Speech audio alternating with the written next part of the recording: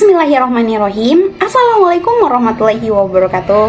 Hai guys, kembali lagi dengan saya Reski Fitriani dari program studi D3 Teknologi Laboratorium Medis tingkat 1 Poltekkes Kemenkes Makassar.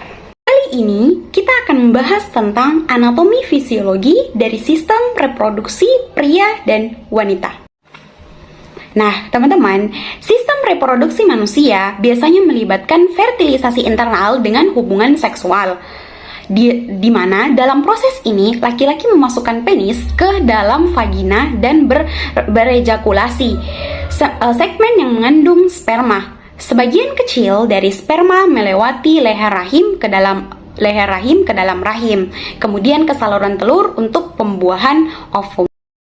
Anatomi dari sistem reproduksi wanita yang ini teman-teman disebut dengan Fallopian tube, terus yang itu disebut dengan ovari, dan yang itu disebut dengan endometrium, yang itu disebut dengan perimetrium, dan yang itu disebut dengan cervix, dan yang itu teman-teman disebut dengan vagina, dan yang itu disebut dengan cervical canal, yang itu disebut dengan meometrium, dan yang itu disebut dengan fimbria, yang itu disebut dengan ovarium, ligamen, dan yang itu disebut dengan uterus.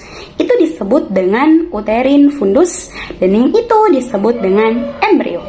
Anatomi fisiologi dari sistem reproduksi pria seperti ini.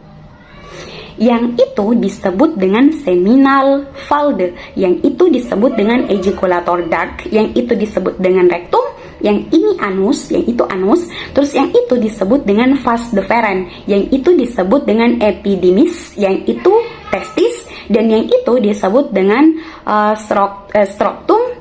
Yang ini disebut dengan urethral opening, yang itu adalah penis glands, yang itu disebut dengan foreskin, yang itu disebut dengan uretra, yang itu disebut dengan carpus spongiosum, terus yang itu disebut dengan prostat, yang itu disebut dengan pubic symphysis, terus yang itu disebut dengan bladder.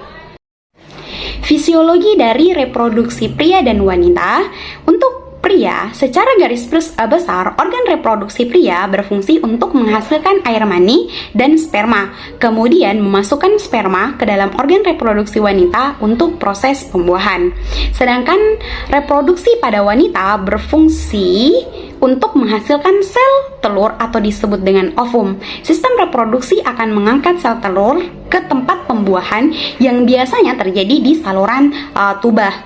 Sel telur yang sudah dibuahi akan menuju ke dinding rahim untuk membentuk janin. Proses ini merupakan tahap awal dari kehamilan.